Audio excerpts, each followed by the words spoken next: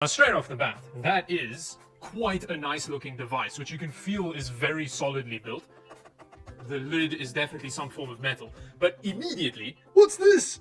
It's a 14-inch laptop. It's supposed to be a very, like a small little device, and then it's got this huge, thick booty on the back. In fact, it's got so much junk in its trunk that this 14-inch laptop is taller than the 16-inch Asus device. And when compared to an actual 14-inch laptop, the difference is considerable. And that booty is significantly lower build quality than the lid, so that is an immediate turn-off. I'm also not a fan of the color mismatch that material difference makes, but let me not harp on that too much. Let's see if it passes the one-hand open test. Yeah, it does. If it's not on a box, it does.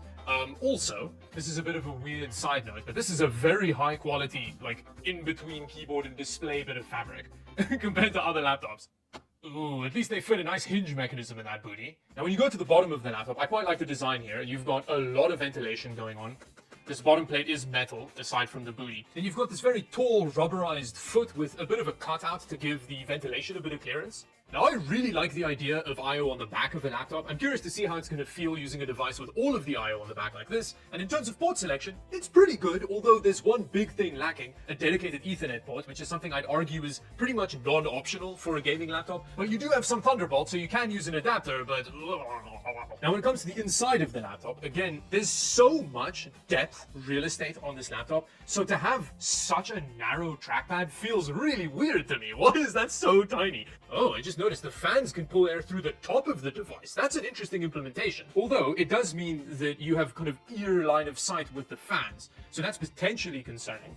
Other than that, we have what looks like front-facing speakers, so that's really nice. I love that in laptops. And we've got our 14-inch display that is very high resolution. I think this may be a brilliant display, but we'll see a bit later. And then in terms of the webcam implementation, we don't have the kind of nose cam like some Dell laptops have, which is good. And it seems to have stereo microphones, which that's also a nice touch. Other than that, we've got the keyboard.